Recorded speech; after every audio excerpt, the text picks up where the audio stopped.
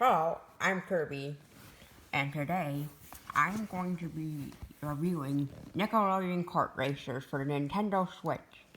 But I'm pretty sure it's also on Xbox and PlayStation 4. The game's rated E for everyone, and it's made by Game Mill Entertainment. This is what the back of the box looks like. And you know, it's your basic stereotypical go-karting game. You know, you race through your laps and try to make it the first place. So, one of the game modes is, well, one of the maps, well, multiple of the maps have these arrows where you have to go in their direction. And let me show you some footage where if you don't.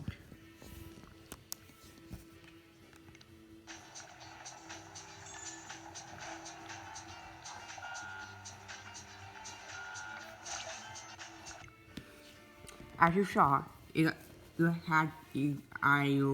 got some X's, and that's bad. Those are like strikes. If you get a certain amount of strikes, you're out. But here's some actually, and aside from that, there's some other footage I captured.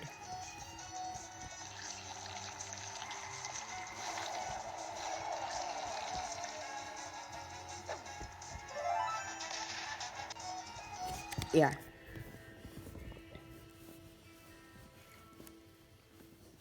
Yeah, so there's that. And what do I think of it?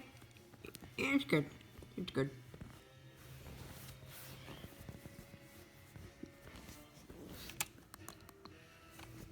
And, I'll update that later.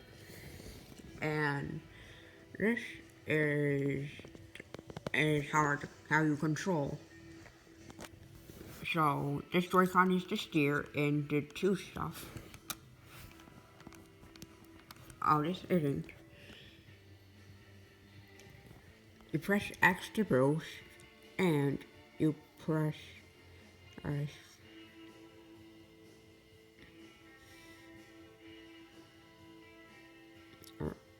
you press B to use your items and both drive, because I found that successful. However, it says that this Joy-Con is to accelerate, but I've actually had more success using this Joy-Con. Yeah, and since this one isn't really being used, well, the shoulder buttons aren't really being used. Yeah, it's actually this one to accelerate. Liar. I think the use items should be switched somewhere else. Like perhaps maybe these buttons.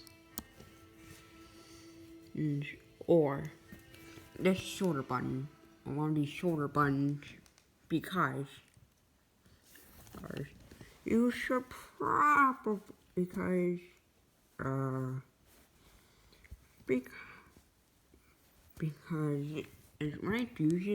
I press this button, it doesn't really do anything.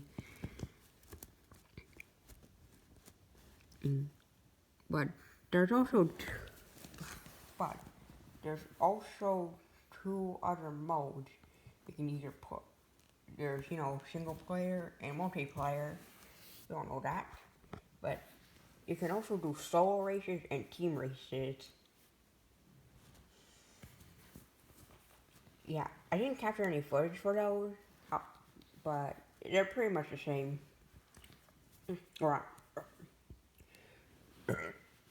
Sorry, I had a Sprite.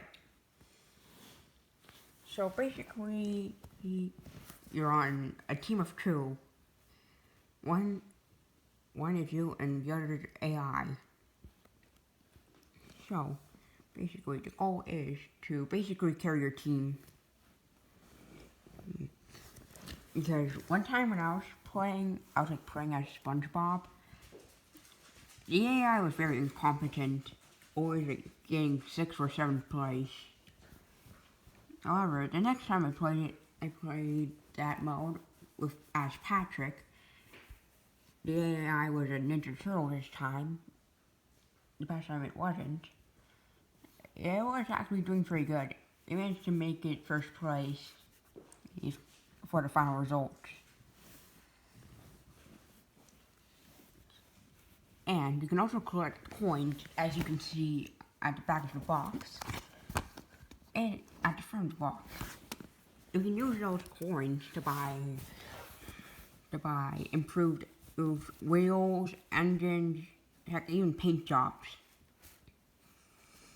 So, how would I rate the game? Well, it isn't bad, but, I think I'll rate it a 7 out of 10 on the gaming scale. Overall, if you're like a kid and there's nothing else for you and you don't know what to get at the store or with your parents, I guess I would suggest it. However, since someone bought it for me, I don't remember the price. But I assume it's something like 30 bucks. So, if you're buying it with your own money, I think you would rather buy something like Kirby Air Ride if you have a GameCube and you find it. Like maybe it's being re-released. Yeah, and I think the model could be better, and there's also a lack of voice acting. It's probably because Nick is too cheap to pay